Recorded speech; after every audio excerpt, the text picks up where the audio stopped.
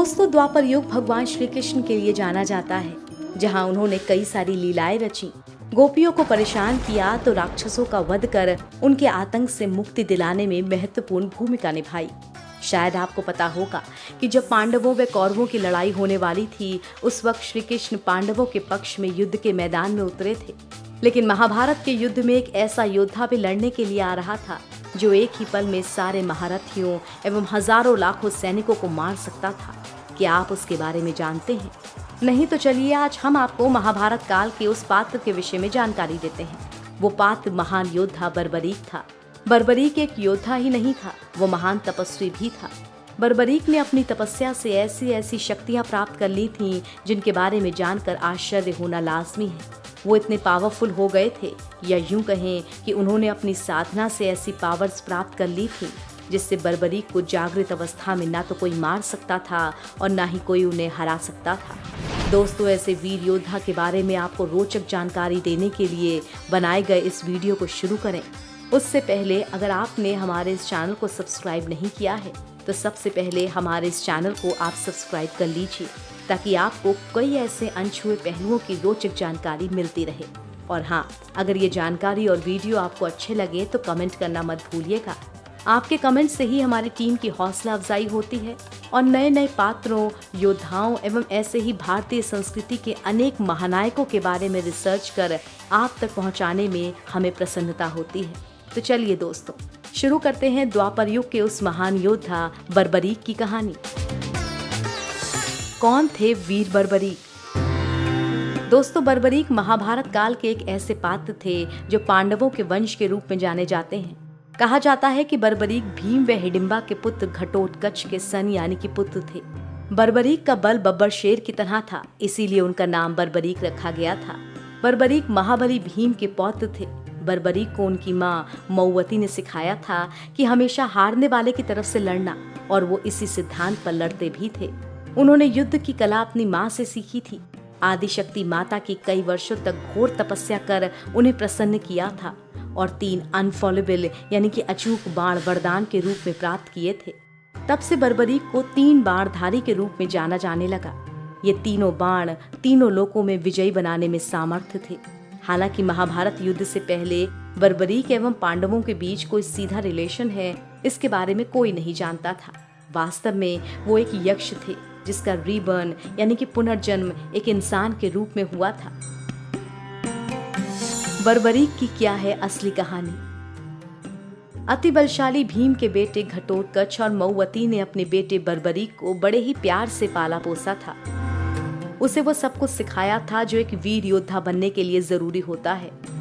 मऊवती ने अपने बेटे बर्बरीक को सिखाया था कि वो सदैव कमजोर लोगों की रक्षा करने के लिए अपनी शक्तियों का उपयोग करे। जब कभी भी किसी भी युद्ध में जाना पड़े तो वो हारने वाली टीम के पक्ष में ही युद्ध करने के लिए वचनबद्ध थे और वो हमेशा विजयी होकर ही लौटते थे। कहा जाता है कि एक बार एक ब्राह्मण भगवान विष्णु की तपस्या कर रहा था।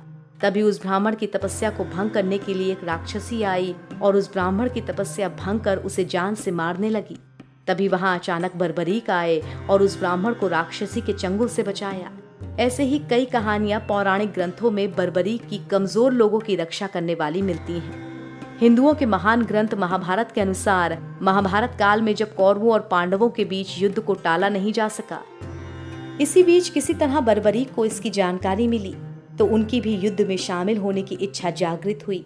और जब वो अपनी माता मऊवती से आशीर्वाद लेने के लिए पहुंचे, तब अपनी माता को हारे हुए पक्ष का साथ देने का वचन दिया और अपने नीले घोड़े पर सवार होकर अपने अचूक 3 बाण और धनुष के साथ कुरुक्षेत्र की रणभूमि की ओर चल दिए। और इधर श्री कृष्ण ने अपनी दिव्य दृष्टि से ये सब देख लिया कि बर्बरीक कुरुक्षेत्र की ओर चल दिए हैं। तब श्री कृष्ण ने एक लीला रची। उस लीला के अनुसार श्री कृष्ण ने ब्राह्मण वेश धारण कर बर्बरीक से मेल मिलाप बढ़ाने के लिए उन्हें बीच रास्ते में ही रोक लिया। बातों बातों में ये जानकर उनकी हंसी भी उड़ाई कि वो मात्र 3 बाण से युद्ध में सम्मिलित होने आया है। ऐसा सुनने पर बर्बरीक ने उत्तर दिया कि मात्र 1 बाण शत्रु सेना को परास्त करने के लिए पर्याप्त है और ऐसा करने के बाद बाण वापस तरकश में ही आएगा। यदि तीनों बाणों को प्रयोग में लाया जाए तो तीनों लोकों में हाहाकार मच जाएगी। इस पर श्री कृष्ण ने उन्हें चुनौती दी कि इस पीपल के पेड़ के सभी पत्रों को छेद कर दिखलाओ। जिसके नीचे दोनों खड़े हैं। बर्बरीक ने चुनौती को स्वीकार किया और उन्होंने अपनी तुणीर से एक बाण निकाला और अपने भगवान को याद कर बाण पेड़ के पत्तों की ओर चलाया। फिर जो हुआ उसे देखकर श्री कृष्ण भी आश्चर्यचकित हुए बिना नहीं रह सके। बर्बरीक के धनुष से तीर निकलकर कुछ ही वक्त में उस पेड़ के सभी पत्तों को छेद कर श्री कृष्ण के पैर के इर्द गिर्द चक्कर लगाने लगा, क्योंकि उस पेड़ का एक पत्ता उन्होंने अपने पैर के नीचे छिपा लिया था। बर्बरीक ने कहा कि आप अपने पैर को वहां से हटा लीजिए, वरना यह आपके पैर को चोट पहुंचा देगा। उनके साहस व शक्ति को जानकर श्री कृष्ण ने बालक बर्बरीक से पूछा कि वो महाभारत के इस युद्ध में किसकी ओर से लड़ाई में शामिल होंगे। तो बर्बरीक ने अपनी मां को दिए हुए वचन को दोहराते हुए कहा कि मैं कुरुक्षेत्र में होने वाले इस महाभारत के युद्ध में उस ओर से भाग लूंगा जिस ओर की सेना निर्बल होगी और हार रही होगी। चूंकि श्री कृष्ण जानते थे कि युद्ध में हार तो कौरवों की ही निश्चित है, इसीलिए बर्बरीक को इस युद्ध से दूर रखना ही उचित होगा, और यदि बर्बरीक ने कौरवों का साथ दे दिया तो इसका परिणाम उनके पक्ष में होगा। इस समय तो श्री कृष्ण एक ब्राह्मण के वेश में थे और उन्होंने बर्बरीक से दान की याचना की। इस पर वीर बर्बरीक ने उन्हें वचन दिया कि अगर वो उनकी इच्छा पूरी करने में समर्थ होगा तो अवश्य करेगा। बिना पल गवाए श्री कृष्ण ने उससे उसका सिर दान में मांग लिया। ये सुनकर बालक बर्बरीक क्षण भर के लिए चकरा गया, लेकिन अपने वचन से पीछे नहीं हटा। सोचा, यदि मैं अपना वचन तोड़ता हूँ तो अपनी इस वीरता का कोई मोल नहीं रह जाएगा। महान योद्धा बर्बरीक शक्तिशाली होने के साथ साथ बुद्धिमान भी थे। उन्होंने तुरंत दिमाग लगाया कि ऐसा मांगने वाला कोई साधारण इंसान तो हो नहीं सकता। इसीलिए उसने ब्राह्मण वेशधारी श्री कृष्ण से कहा कि ऐसा मांगने वाला कोई साधारण ब्राह्मण नहीं हो सकता, अतः आप अपना वास्तविक रूप दिखाने का कष्ट करें। बर्बरीक की प्रार्थना पर ही कि उनके विराट रूप के दर्शन की अभिलाषा बर्बरीक रखता है, श्री कृष्ण ने उन्हें अपना विराट रूप दिखलाया।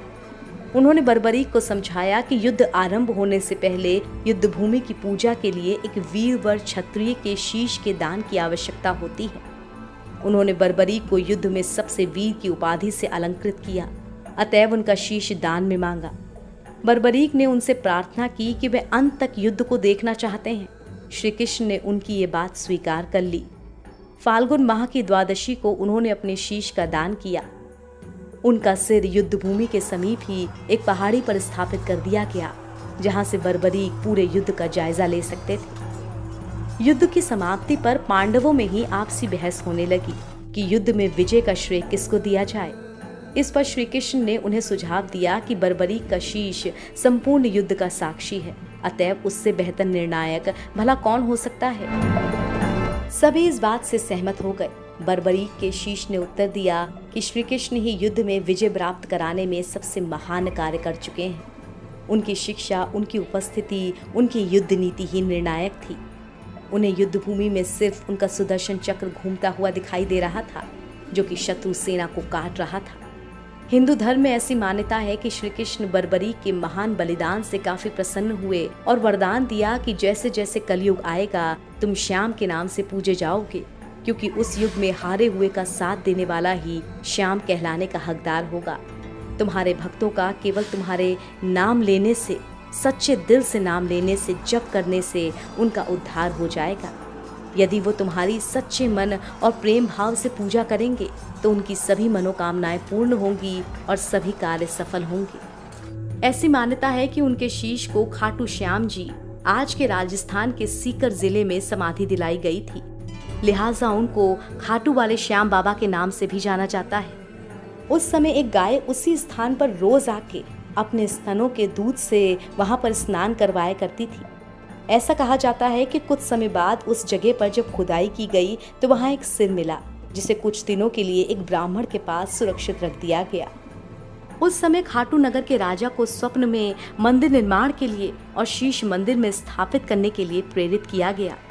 फिर राजा ने उस स्थान पर भव्य मंदिर का निर्माण करवाया और कार्तिक माह की एकादशी को उस शीश को मंदिर के गर्भगृह में स्थापित कर दिया गया, जिसे बाबा श्याम के जन्मदिन के रूप में मनाया जाता है।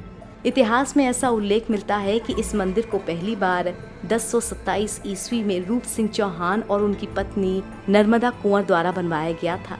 मारवाड़ के शासक ठाकुर के दीवान अभय सिंह ने ठाकुर के ही निर्देश पर 1720 ईस्वी में मंदिर का जीर्णोद्धार करवाया। इस समय इस मंदिर की भव्यता एवं दिव्यता देखते ही बनती है। बाबा खाटू श्याम आज करोड़ों परिवार वालों के कुल देवता हैं।